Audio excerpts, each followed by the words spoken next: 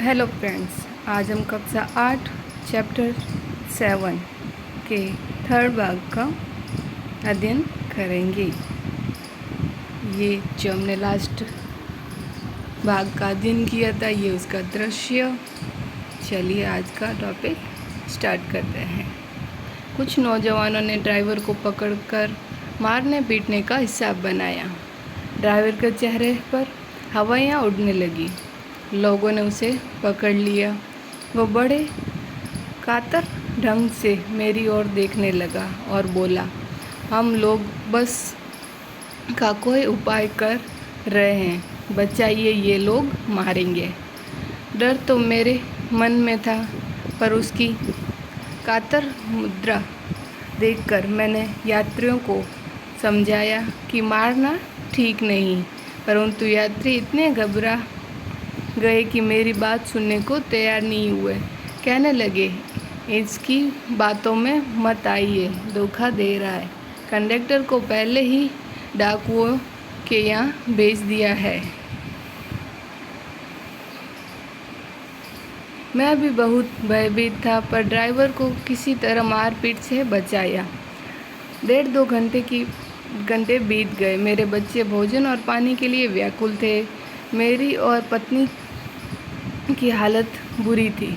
लोगों ने ड्राइवर को मारा तो नहीं, पर उसे बस ये उतार कर एक जगह घेर कर रखा। कोई भी दुर्घटना होती है तो पहले ड्राइवर को समाप्त कर देना उन्हें उचित जान पड़ा। मेरे गिड़गिड़ाने का कोई विशेष अवसर नहीं पड़ा। इसी समय क्या देखता हूँ कि एक खाली बस चली आ रही है और उस पर हमारा बस कंडक्टर भी बैठा हुआ है।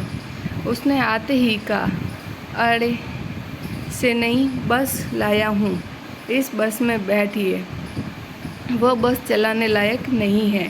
फिर मेरे पास एक लोटे में पानी और थोड़ा दूध लेकर आया और बोला, पंडित जी, बच्चों को रोना मुझसे देखा नहीं गया। वही दूध मिल गया, थोड़ा लेता आया। यात्रियों में फिर जान आई।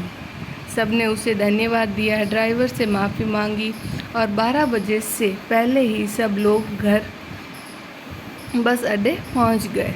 कैसे कहूं कि मनुष्यता एकदम समाप्त हो गई। कैसे कहूं कि लोगों में दया माया रह ही नहीं गई। जीवन में जाने कितनी ऐसी घटनाएं हुई है जिन्हें हम भूल नहीं सकता।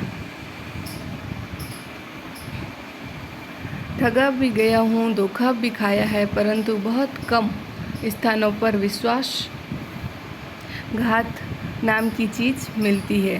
केवल उन्हीं बातों का हिसाब रखो जिनमें धोखा खाया है, तो जीवन कष्टकर हो जाएगा। परंतु ऐसी घटनाएं भी बहुत कम हैं जब लोगों ने अकारण सहायता की है, निराश मन को ढाढ़स दिया है और हिम्मत बढ़ाई है।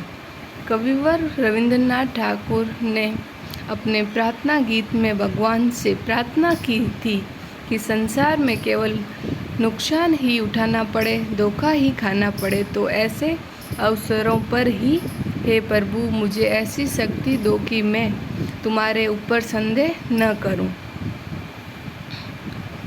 मनुष्य की बनाई विधियां गलत नतीजे तक पहुंच रही है, तो इन्हें बदलना होगा।